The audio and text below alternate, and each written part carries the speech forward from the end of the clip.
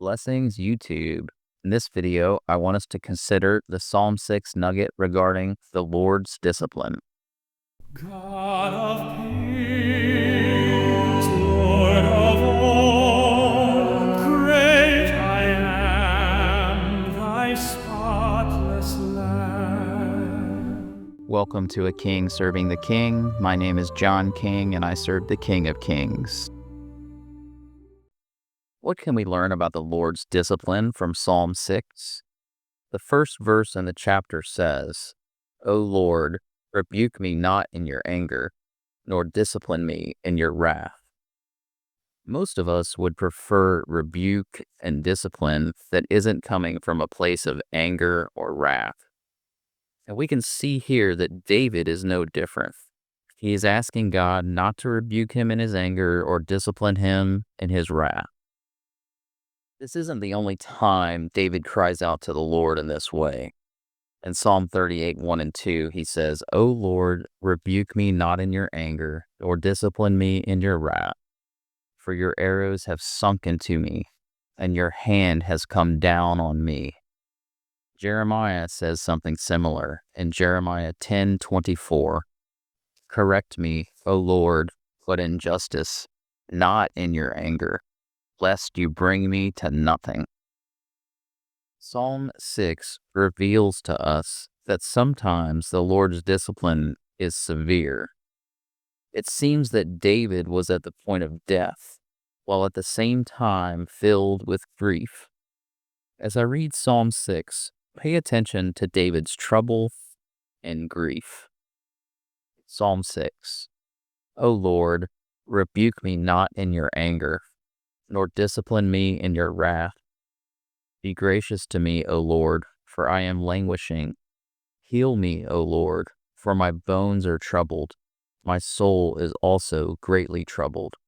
But you, O Lord, how long? Turn, O Lord, deliver my life. Save me for the sake of your steadfast love. For in death there is no remembrance of you. In Sheol, who will give you praise? I am weary with my moaning. Every night I flood my bed with tears. I drench my couch with my weeping. My eye wastes away because of grief. It grows weak because of all my foes. Depart from me, all you workers of evil, for the Lord has heard the sound of my weeping. The Lord has heard my plea. The Lord accepts my prayer. All my enemies shall be ashamed and greatly troubled. They shall turn back and be put to shame in a moment." We don't know the specific circumstances surrounding Psalm chapter 6. However, we do know that sometimes the Lord's discipline involves rebuke for sin. Psalm 39:11 says, "When you discipline a man with rebukes for sin, you consume like a moth what is dear to him. Surely all mankind is a mere breath." We also know that the Lord disciplines those he loves.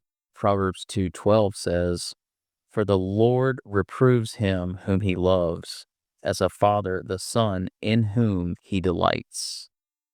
And the Lord's discipline is for our good. Hebrews 12:10 through 11.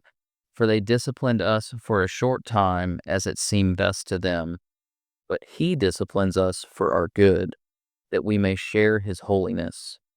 For the moment all discipline seems painful rather than pleasant, but later it yields the peaceful fruit of righteousness to those who have been trained by it.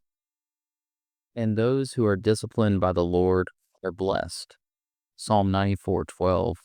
"Blessed is the man whom you discipline, O Lord, and whom you teach out of your law." In conclusion, the Lord's discipline can be severe. The Lord disciplines those he loves. The Lord's discipline is for our good. And those disciplined by the Lord are blessed. Don't be the fool who isn't trained by the Lord's discipline. Don't be the fool who doesn't listen to the Lord's rebuke. Proverbs 5:11 through 12. "And at the end of your life you've grown, when your flesh and your body are consumed, and you say, 'How I hated discipline, and my heart despised reproof. Revelation 3:19, those whom I love I reprove and discipline, so be zealous and repent.